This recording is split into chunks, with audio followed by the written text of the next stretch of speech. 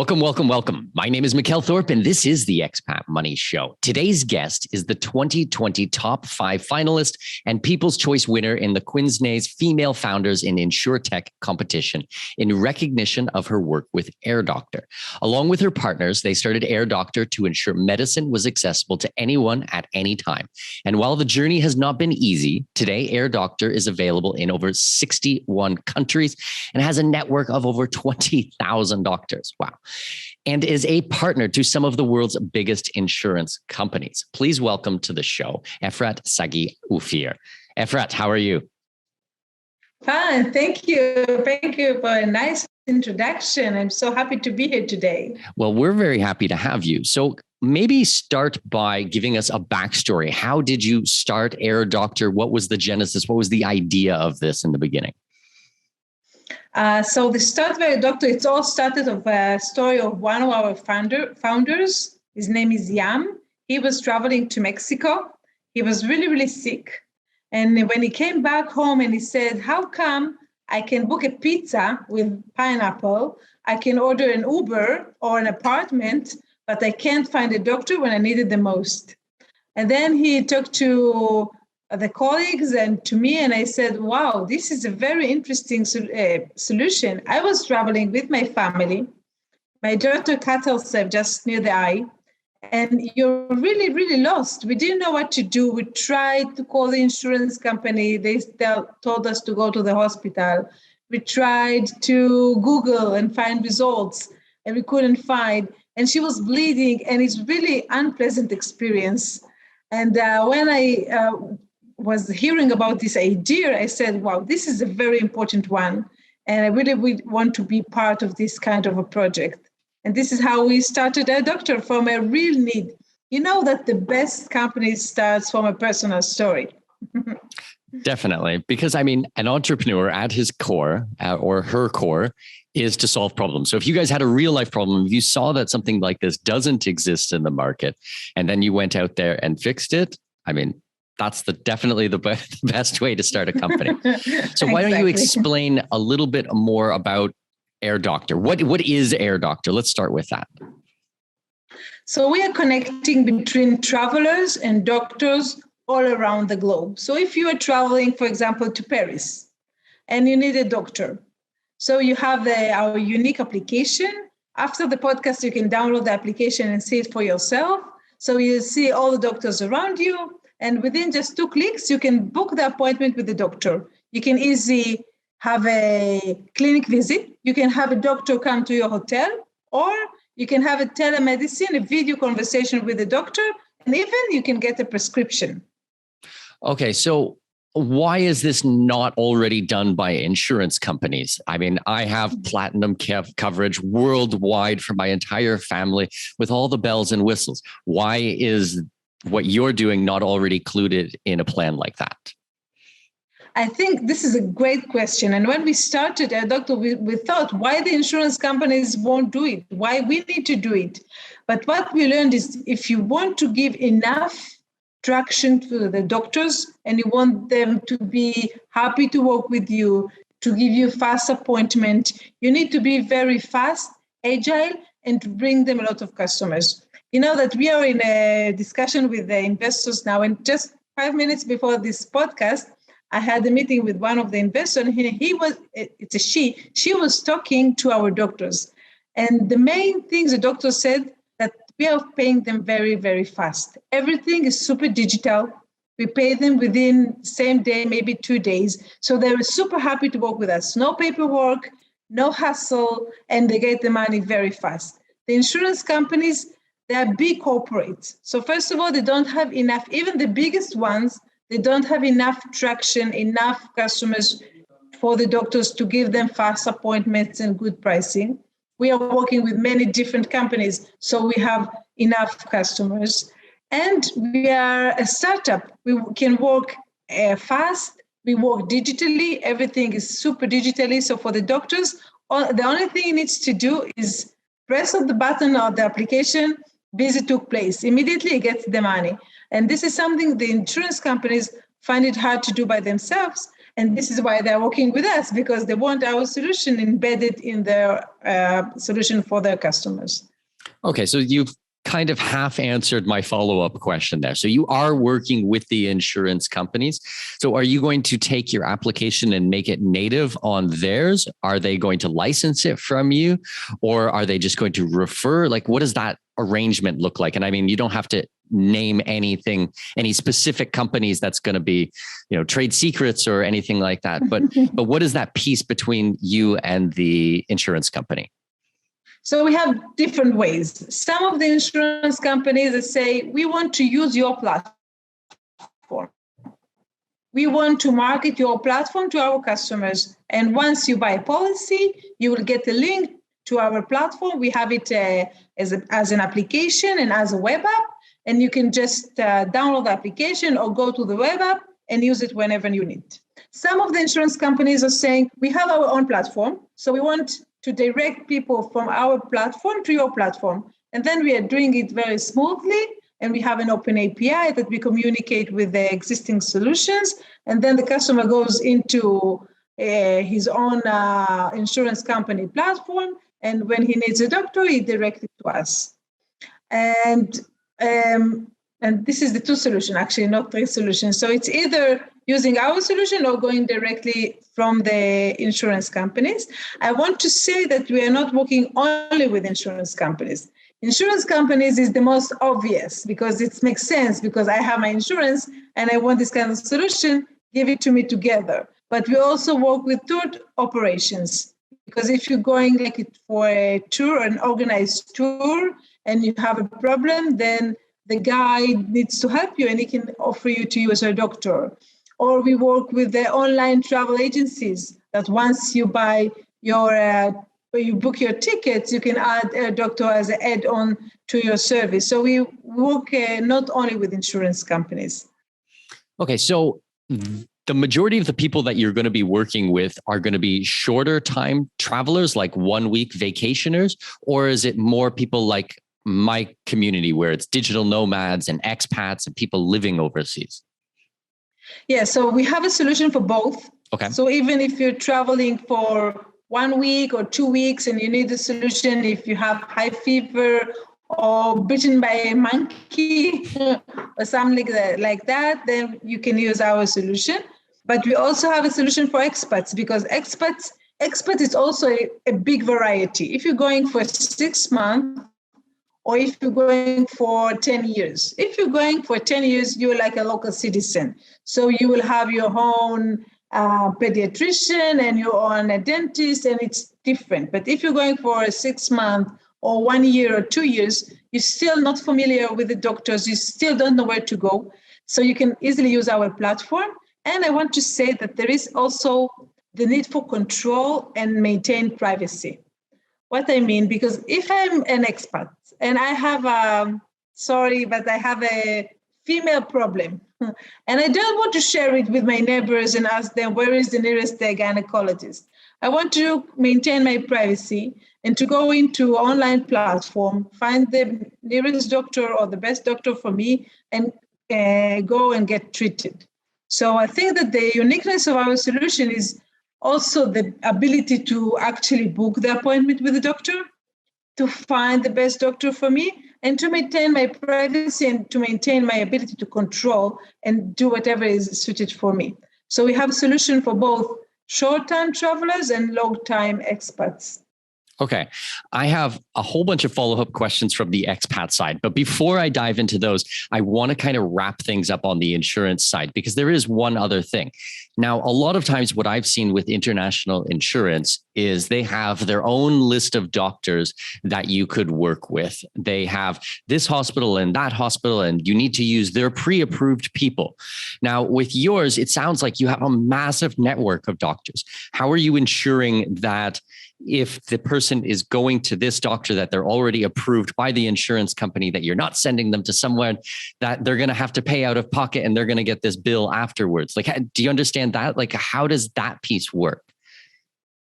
Yeah, before I answer that, I want to teach you something. There is a big difference between inpatient and outpatient.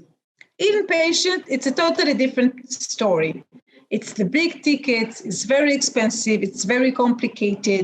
Sometimes people need to be evacuated, repatriated. It's a totally different story. And we are not in this field. And this is why if you need an inpatient, you need to go to pre-approved hospital. You need to work with your insurance because you can end up with a very high bills. And this is something that if someone comes to us with a need for an inpatient solution, we send them back to the assistant company, to the insurance company. This is not the way, this is not what we are doing. And I must say that today there are assistant companies doing great job in this field. They have very good agreement with hospitals, and they know what to do. And this is where the big money is the lending. What we managed to find is the gap of the outpatient, the high fever, the broken leg, the problem in the tooth. It's the minor cases, which for the insurance companies, it's not big money, but for the traveler or for the expat, it's super important, because if you have a toothache, you can't continue with your business trip or travel or go on with your life. You need to get an assistant. So for the people, it's very important. For the insurance companies, it's not the big money. And this is why there was not a big solution for those. And this is what we are trying to solve, all the outpatient solution. So for the outpatient solution, for the insurance companies, usually they can offer you a list, probably a Google list or something, but they won't force you to go only to those doctors. They can offer you if you want to go there, but then you can ask the Uber driver or the hotel receptionist to direct you where to go. With using us, you first of all have the whole network and the ability to actually book the appointment with the doctor. It's not only we give you information, we also help you to book the appointment. And then if we are working with the insurance company that you have, you don't even need to pay. So what we did, we took it one step further. So if you are like, for example, have an insurance with Allianz, and we are working with Allianz, so you will go into the app, we will recognize you as the Allianz customer, and then you will see the application. You won't see any pricing because you don't need to pay. You go to the doctor, get treated, no reimbursement, nothing. It's not like we improve the reimbursement process, we eliminate it. That sounds good to me. Yeah. But if you have insurance with a company that we are not working with, the same, you can use our platform, you can go get treated, and then submit a claim to your insurance company. Okay. That does make sense. And if you are not insured at all, that no-brainer as well. You can just use our platform and bear the cost. Yeah, pay cash, which in Latin America is very reasonable for the majority of the countries here. I know lots of people who actually travel through Latin America without insurance. Not that I recommend that at all, but a doctor's visit might be $50 or something like that. Or, if you have to go to the dentist, it's $70 or something. It's very, very affordable down here. So it's not going to bankrupt you like being in the United States. Okay, exactly. So actually that is a good segue back to the expat part, because, all right, so you're not doing the very high ticket emergency. Someone's in a car accident, something horrible and horrendous has happened, and they're rushed to the hospital. Now, I understand, all right, the fever and these types, you feel sick part, but what about, you just need to see a doctor? Like I'm thinking of a time, okay, I have 2 children. My kid needed to see a dermatologist, we needed to find a good dermatologist here in Panama, and we needed someone who spoke English. And I mean, it's not an emergency by any means or stretch of the imagination, but we did need to find a good doctor. So is it kind of like first of all, do you do just all types of doctors, or is it just like if you're sick? And so a second part, and I'm going to ask my follow-up question up now, is it more like a helping hand, like a friend? Like, I mean, when I come into a new country as an expat, I'd ask my friends, hey, do you guys know a good doctor? Do you know a good dermatologist or something like that? Is that what you guys are like a helping hand? How does that look? Very good two questions. So first of all, sorry for two questions, but I'm going to get my first one in there, or I'm going to get the first and the second one in there so that you can answer them together. Yeah. So first of all, we have multiple specialties, not only some of them. We concentrate in the most important for travelers, which are a general doctor, pediatrician, orthopedic, gynecologist, and dentist. This we have for sure. And most of the cases we have dermatologists because we see there is a need. So this we have for sure for all occasions that we are working in. But some of the occasions we have more different specialties. And all the doctors in the network are vetted doctors. It's not just doctors that we found them online. We talk to them, we monitor them, we make sure that they have valid license. We ask reviews from the customers. So if you want to choose a doctor, you can read the reviews from other users and to see what was the feedback. We have ongoing relationship with them because we are paying them and because we ask them to give us fast appointments and good pricing. We have a strong and long-lasting relationship with the doctors. So yes, I think it's really like helping you settle down in the new location that you are in, because if I will meet you, I will say, don't worry. In case you need a doctor, we've got your back. We will be there to help you to find whatever you need. If you need something for your son or something for yourself, you can maintain your privacy. You can see all the information about the doctor. You see the bio of the doctor, how many license years he's working, the license number, years of experience, the location. You see pictures of the clinic. We give you a lot of information to build a trust because we understand you are going to a doctor in a foreign country. It's a very stressful situation as is. So we are doing the best we can to ease your trust, to help you and to feel comfortable with our solution. Okay, well, I can think of another one. So last year, my wife and I, we had our second child. My son was born. We needed an obstetrician here in Panama. We ended up not giving birth in Panama. We ended up giving birth in Brazil. We flew down to Brazil to give birth for birth tourism. But we still needed to have all of our checkups done here in Panama and all of the exams and the scans and everything like that to make sure the baby was healthy. Once again, it's not an emergency situation, but we needed to find a good obstetrician because, same type of thing as I mentioned before, it needs to speak English. We speak Spanish, but I don't speak Spanish to the same level that I would feel confident translating birthing instructions, back to English.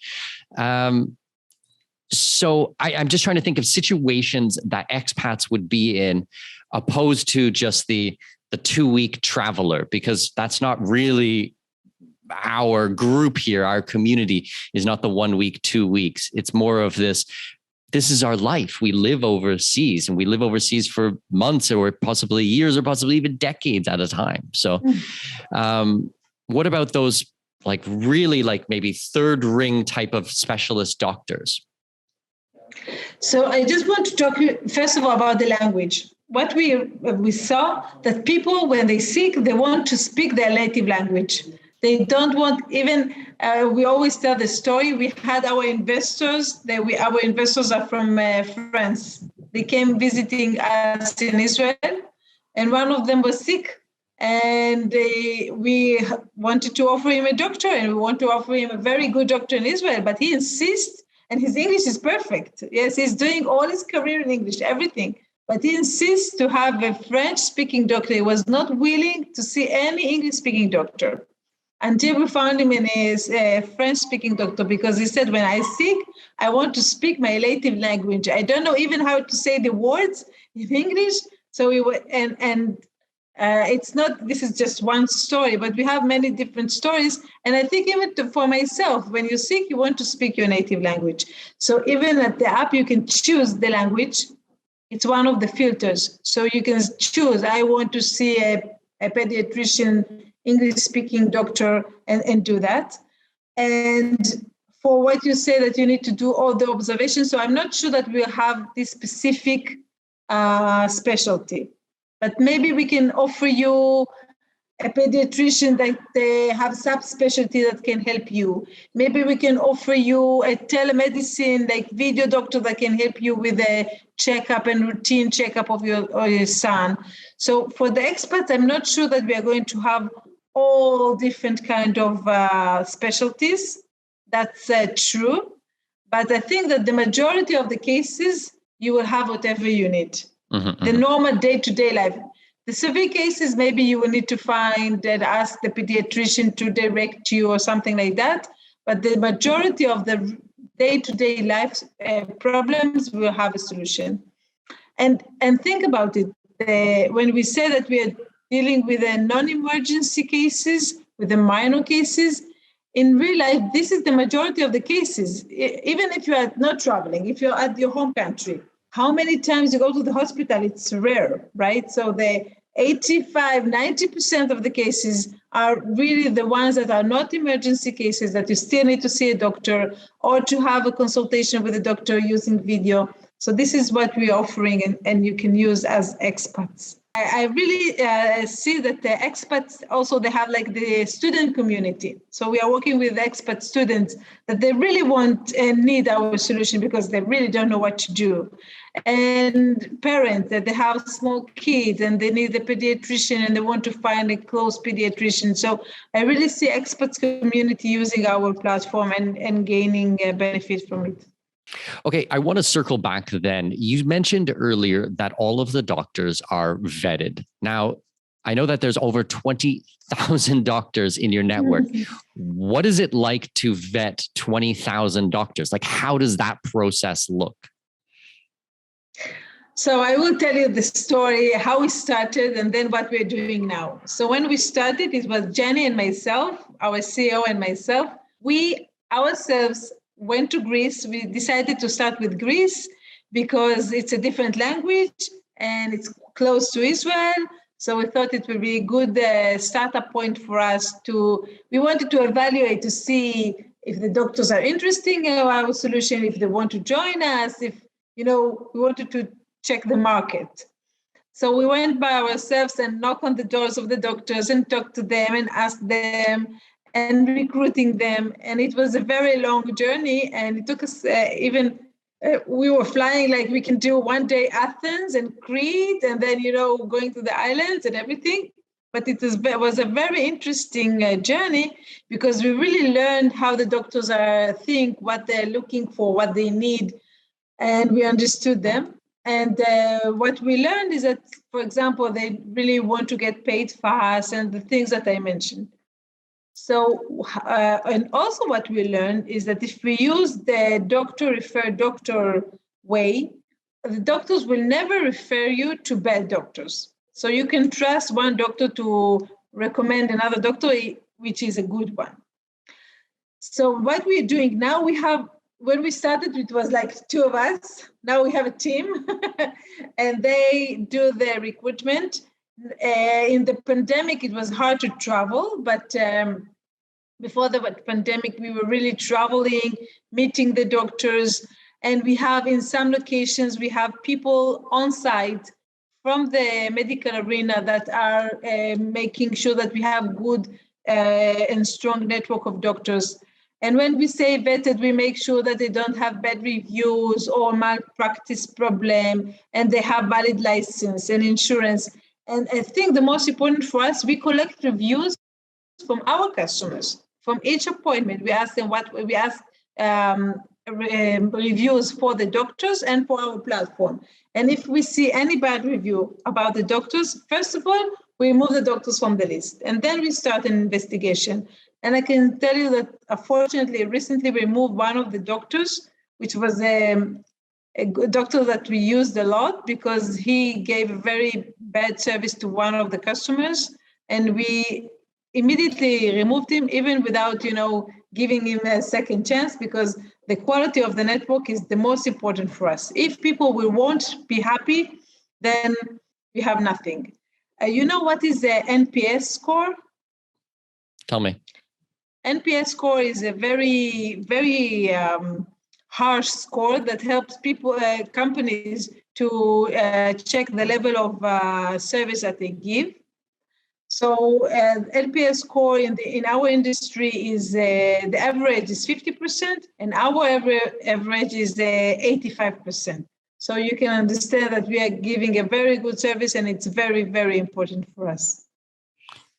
Well, I imagine that the logistics of trying to manage a database of 20,000 professionals and keep everything up to date must be a very long and arduous task. But I am happy to hear that you actually, at the beginning, were starting by going out there and meeting the doctors yourself, so that you really had that market research, so that you really understood things through and through. This is not just you guys out there doing a Google search, best doctor in Athens, and and then coming up with whatever blog article somebody wrote, who knows what their motivation is.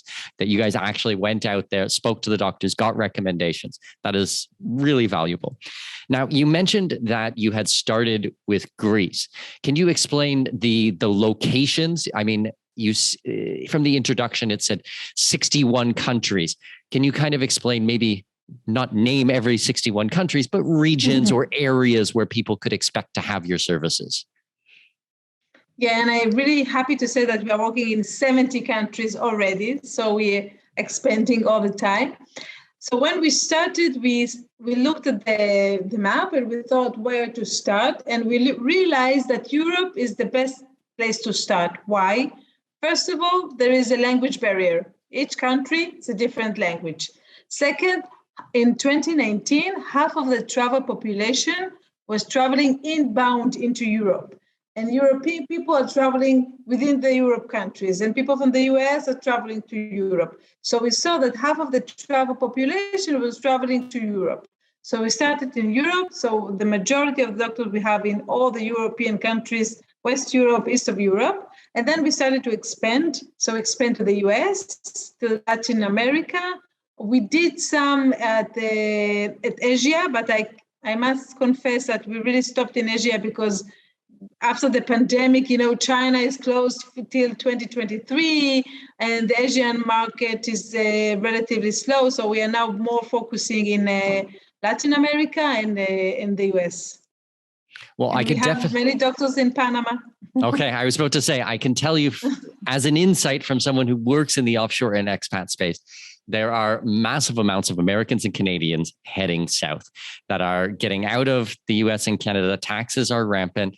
They don't like this political situation, which is happening there. And so many people are moving down to Latin America, Costa Rica, Guatemala, Belize, Panama, where I am, Colombia, loads of people coming to Colombia, Brazil, where we were for 6 months last year, tons of people moving south.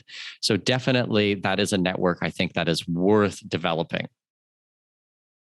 Thank you for the tip. It's very important. And really, this is now we are focusing on Latin America, but this is very important what you said. And yesterday we had a debate if to go to a conference in Colombia, and we haven't decided it, but we think it's a good idea to go to Colombia. Which city in Colombia? I don't remember. Sorry. No. Well, if it's down in Medellin, I can tell you that they have a massive medical tourism industry there. They have huge amount of people coming down to get procedures done down there. Mm-hmm.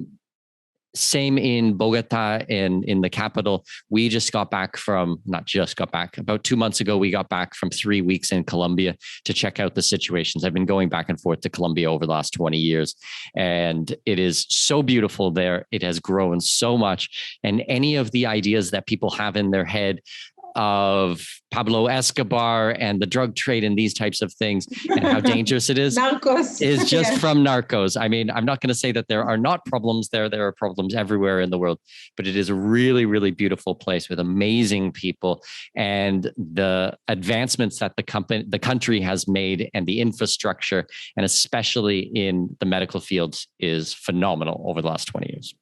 Wow. You know that Jenny originally, our CEO, she's originally from Uruguay. We have one of our best employees is from Bogota. We have one from Mexico. We have one from Argentina. Yeah, we have a lot of people coming from many different locations in the company. Amazing. Well, you just named some of my favorite countries in the world. So that's fantastic. Yeah. Okay, I want to talk to you about the follow-up. So let's say that you do use your service and you find a doctor. Are you able to follow up with the doctor afterwards? Is it done through the app, or do you just communicate with them as you normally would if you had found the doctor off the street? Like the continual care with the doctors, what does that look like? So when you book an appointment at the application, we will ask you if it's a follow-up meeting or not, because we don't know if it's for the same problem or not. And of course, we do follow-ups. Many times you go to the doctor and then you say, you need to do some blood tests or x-rays or something, and then you need to come back to the doctor with the results. Or if you are dehydrated and then the doctor wants to check up on you the next day. Or I can tell you a nice story, not so nice, but it's nice story, not so nice for the people that it happened to them. When you travel to Thailand, there are many, many cases of people, especially kids, getting bitten by a monkey. I didn't know that a monkey can bite, but it's not a pleasant experience. And if you got bitten by a monkey, you need to get 6 vaccinations every week. So this is something that we will handle like a follow-up meetings, because every week you need to get a different vaccine for 6 weeks. Yeah, I remember, it's got to be 20 some odd years ago. I was hitchhiking through Central America and I was in Costa Rica and I got bit by a dog and I thought I probably had rabies. So I remember having to go and try to find a doctor to get rabies shots. I was already actually vaccinated against rabies. So that gave me a longer period of time, because I'm not sure now today, but at the time, if you didn't get vaccinated within the first 24 hours, it was going to be fatal. So I remember trying to scramble around and find a doctor who could deal with the situation. It turns out that there was no rabies in that area and I was fine. I still have a hole in my leg. 20 years later. But those types of situations where it's like, you don't know who to talk to, you don't know where to go to, and an animal bite, that's rough. In a foreign country and a foreign language, and you're all by yourself. Yeah. So this is our solution for those kinds of situations. And, our customer support, I always tell them, when you talk to the people, they're in a bad position. Really, they're lost. They don't know what to do. They're hurt. They're worried. We need to be very sympathized and a lot of empathy to the people that we are talking to, because it's a very unpleasant situation. Well, and I'm going to take a guess here and say that you guys are not working on standard business hours. Your service must be available 24 hours a day, right? Yes, 7 days a week, of course. Yeah, because we have travelers traveling anywhere. So when it's day here, it's night somewhere else. So, and vice versa. Yeah. So we're working 24 hours, 7 days a week. It's an obvious thing, but you would be surprised how many times you go to do something and it's like, oh no, it's a holiday. I mean, in Panama, it seems like every second or third day here is a holiday. I'm not sure what's going on. And it's like, you want to get something done or you need something right now. And it's like, oh no, it's a holiday. You can't talk to anyone. You can't get any information. That all the offices are closed. You can't call anybody. But with your service, with that helping hand, it's like, oh, you do know when the doctor will be available. You do know when you are going to be able to talk to someone. I mean, just going on Google, trying to find a place, there's so many times I'll go on Google, I'll search something and it'll be like, yes, it's open from 9 a.m. till 6 p.m. And then you'll go to visit the place or you try to call them and nobody's there, or maybe even the business is closed, gone out of business, or like I said, it's a holiday or something like that, because they don't keep up to date their database at all. But with you guys really spend a lot of time to make sure that the information is correct and is up to date. Exactly. And end of the day, it's like Christmas Eve or something, and you can't find anything, you can always have a telehealth doctor. You can always have a video conversation with a doctor that can help you, give you a prescription. So no one is left untreated. So if we can't find a doctor because it's really, Christmas Eve or something like that, we will always have a solution to help the customer. Actually, that's an interesting topic. So, okay. So when I was in Brazil last year, I made a group of friends. They were all doctors and they were all libertarians. So these were like awesome people to hang out with. And every weekend or every couple of days, we were out drinking and having barbecue and sitting on the beach and our kids and everything like that. But some of my friends practiced telemedicine. So they would bring their white jacket, and for 4 hours they would go and sit in the living room separate from everyone, and they would work with their clients. Maybe you can explain more about telemedicine or the rise of telemedicine, because I think it's such an interesting concept. Yes, I think it's very important. I personally use it with my kids because it's very, very helpful, because I don't I give you a real example. My daughter was vomiting and I didn't know if she got dehydrated or not, if I need to go to the emergency room or can wait till the morning. It was 2 a.m. It was in winter. I really, really didn't want to go out of the house. So I had a telehealth consultation with the doctor.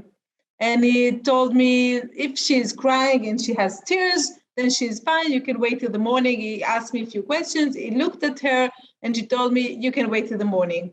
And by the morning, she stopped vomiting and started drinking. And I saved the need to go to the doctor. But especially, I saved the need to go to the emergency room in the middle of the night in the winter with a small child. So telehealth really evolved during the pandemic, because what happened is that if you have COVID or COVID symptoms, you can't go to the clinic. So people needed to talk to the doctor, but they can't go to the clinic. And even today, with the Omicron or whatever, you can't go to the doctor if you have symptoms of COVID.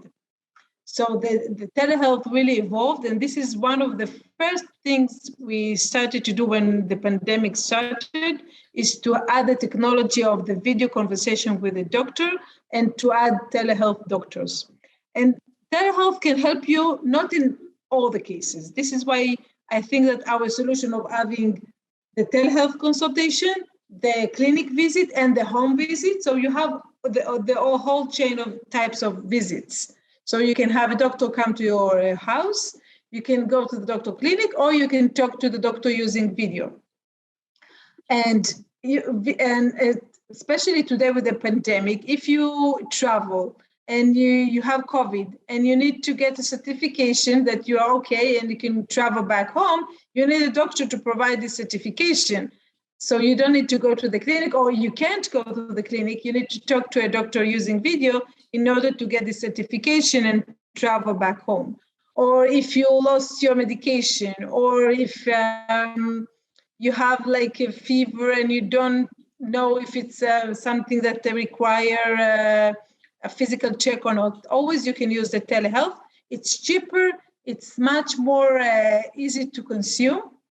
Okay, it's like we can provide an appointment within 1 hour, and you can choose the language of the doctor. So, and the uniqueness of our solution is that you can get a prescription, because what happened, most of the telehealth companies, they're located in some country and they give solution for people in the same country. For example, a German company can give a solution for Germans in Germany. But we want to give solution for all travelers. So when the pandemic started, we started to offer our doctors to use telehealth for our customers and for their own customers. And doctors said, wow, this is a great idea. As you said, I can just spend 4 hours and help people get paid. It's great for me, it's great for them. And we saw more and more people, and the doctors are willing to do telehealth are more digital. So it's easy for us to work with them, to work with the application, to confirm the appointments. So it's even easier for us and for the customer. So we find it's a very important solution. Again, it's not sometimes even the telehealth doctor will say, I'm sorry, someone will need to look at you, to hear you, to look into your ear or something like that. I can't give you antibiotics without a physical examination. But some of the cases, the telehealth is enough, and it's great. Well, and to liken back to your point about going to the emergency room in the middle of the night, or even just going to the hospital at a normal time, I mean, in my mind, I mean, if you want to get sick, that is an excellent opportunity to get sick, because maybe I'm just a curmudgeon or a misanthrope here, but I mean, a hospital filled with 1,000 sick people. And it's like, even if you weren't sick going in, you spend a half a day there or 8 hours sitting there in emergency room waiting to see someone, you're going to be sick on their way out, you know? Right. So I try to avoid those situations as much as possible. There's no doubt about that. And it's very important what you're saying, because this is why one of the things that really helped us to market our solution is because especially the pandemic did marketing for free for us, because people don't want to go to the hospital. Before, a doctor, if you're traveling and you don't know where to go, you go to the hospital because you don't know where to go. Now with a doctor, you know where to go, so you don't need to go to the hospital. And this is why we say that the pandemic did marketing for free for us. Yeah, I understand that one completely. The other option that I've seen a lot of people do is just go to WebMD and start typing in their symptoms. And it's so funny because, I mean, if you start reading through those, I mean, you can become the biggest hypochondriac and you suddenly have every single disease known to man. You know, it might have been extinct for 1,200 years, but you've got it. You're the first one to get it. That site will absolutely drive you bonkers.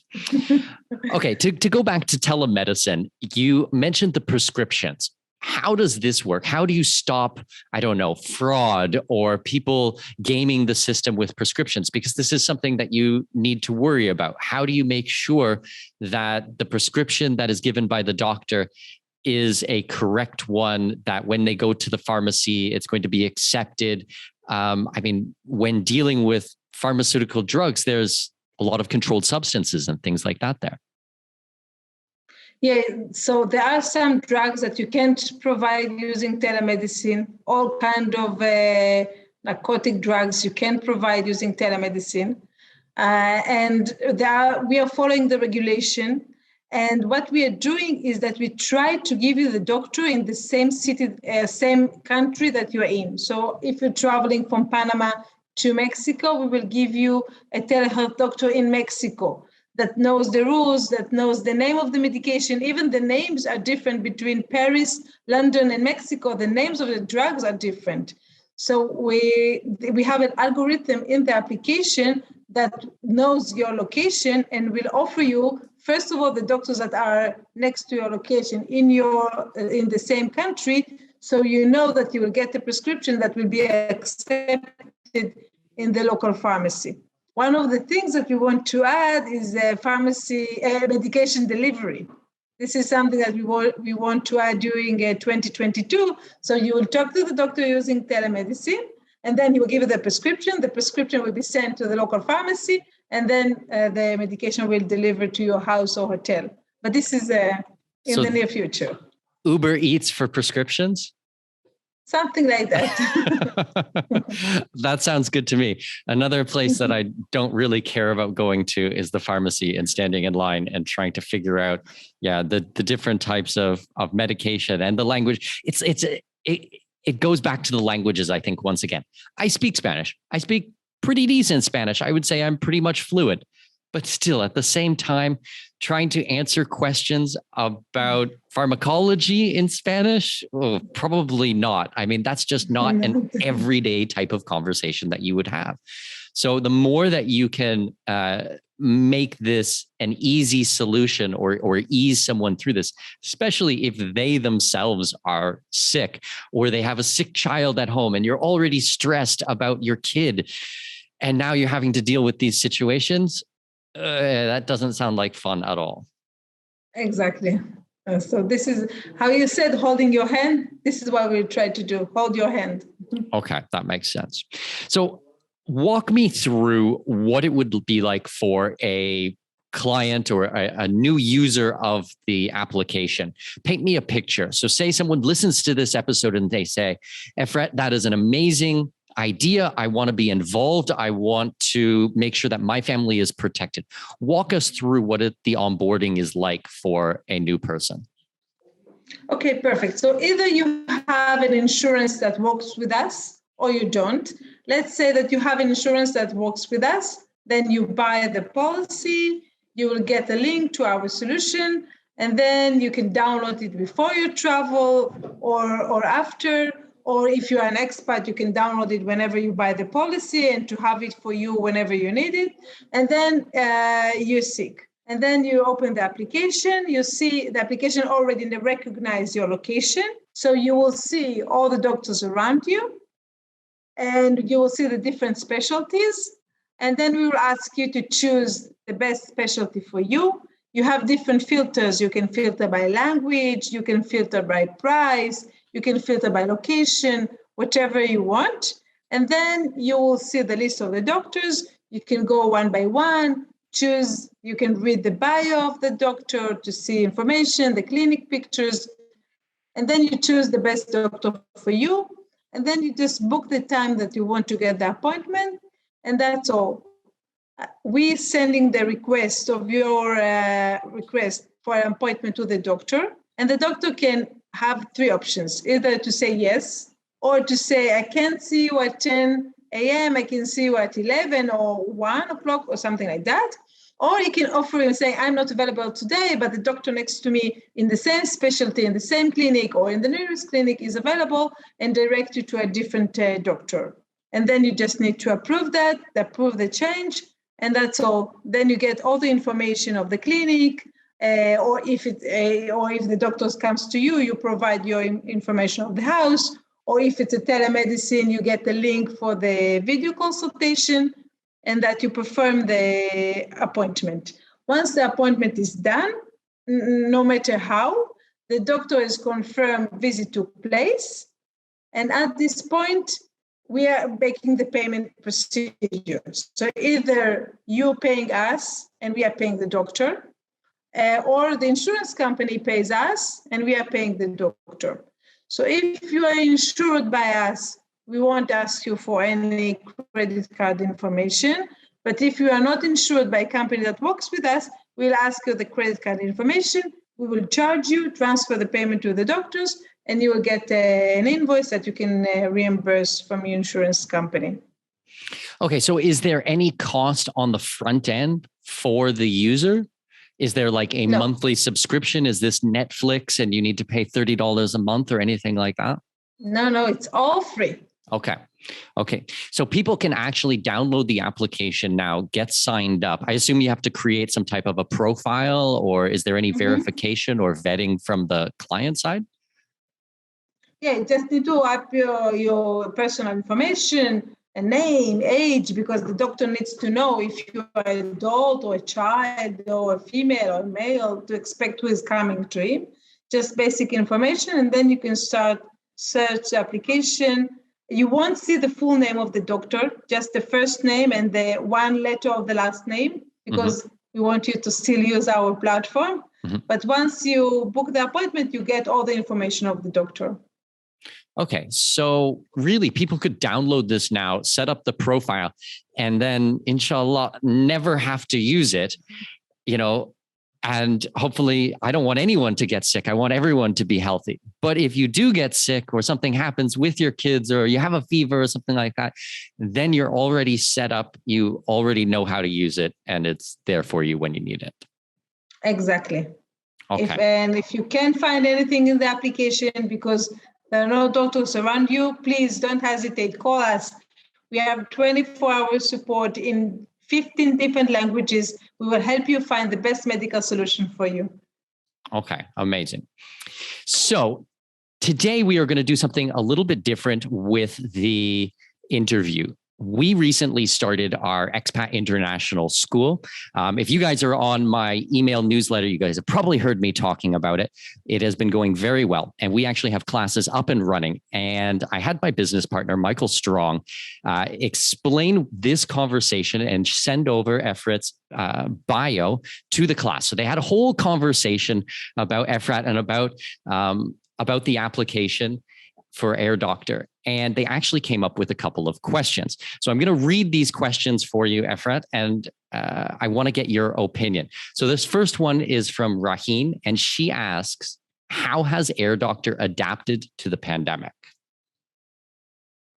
This is very intelligent questions coming from a teenage girl. So amazing. It's a girl, right? Yes, Or a yes, boy? yes. Teenage girl. I think she's 15 or 16 years old. Good for you. And we like girls that are asking questions. So we did many things because once the pandemic started, first of all, we got investment in March 2020. So it was good for us because we had the money, but we needed to pivot because we understood that we can't continue doing what we do because we are going to have less customers. So what we did, we added telemedicine solution because we understood it's a very important. What we also did is we started working with a lot of insurance companies. We signed 18 different deals with insurance companies because they all understood that having a solution like a doctor is a must, because the pandemic will end up one day. One day people will start to travel, and we see it already. Although the Omicron and everything, people are traveling because they're sick of staying at home. So all the companies realize that one day after the pandemic, they want to have a solution like Air Doctor. So we signed many, many deals. We did all the integration, all the back-end effort, everything. And we are now ready to launch and do the marketing campaigns and offer it for the people to start using us. Okay, fantastic. So the last question is then, how important is an optimistic mindset for an entrepreneur? And this comes from Expat School, Expat International School. Wow, what a question. It's super, super, so important. You can't imagine how. I'm the most optimistic person in the company. You can ask my colleagues. And I really think that from every situation you can learn, you can gain, and you can get stronger. And if you see all the companies that got really strong are the companies that was not afraid from challenges, was believing in themselves and knowing that they can thrive from every challenge. And I think being optimistic is very important because when I meet with the customers, they get, they get my optimism, they get my enthusiasm, they see that they can trust me because I really think that things will work for the best, and they're willing to work with us, and the customers are happy to work with us. And the optimism is like it's a mindset because you know that everything is for the best. And I live my life like that. I know that everything is for the best. Every morning, even if I was COVID myself, I got Omicron myself, and I know it was for the best. It was one day I was not feeling well, and that's all. The rest of the days I was just in quarantine, working and spending time with my family. So everything is for the best. And this is the way I look on the life, with a pink glasses. And I think it's really helpful because as an entrepreneur, there are a lot of uncertainty. A lot of things are changing. You have a lot of responsibilities. You have money to raise. You have salaries to pay. You have decisions to make. Every minute you need to make decisions. Every decision is an important one. So you need to be very optimistic and trust yourself. Yeah, I think that if you're getting into entrepreneurship so you can have an easy life, this is not the way to go. Entrepreneurship is not easy, but how rewarding it is and how fulfilling it is when you're helping people every day is unbelievable. It is completely worthwhile. So amazing. Thank you so much.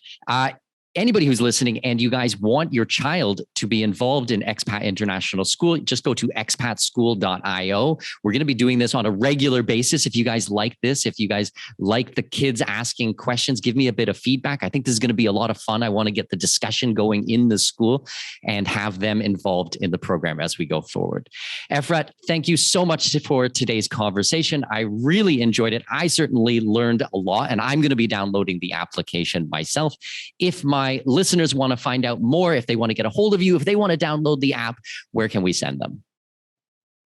So you can just go to www.air-dr.com, or you can look me on LinkedIn. It's Efrat, E-F-R-A-T, Sagi, S-A-G-I-OFIR. So you can look me on LinkedIn. You can go to our website. You can go to Google or App Store or Play Store and just write Air Doctor, and download our application. And for all the kids in school, if you have any questions or you want to get inspired or whatever you want, please don't hesitate to reach me. I will be very happy to answer any questions.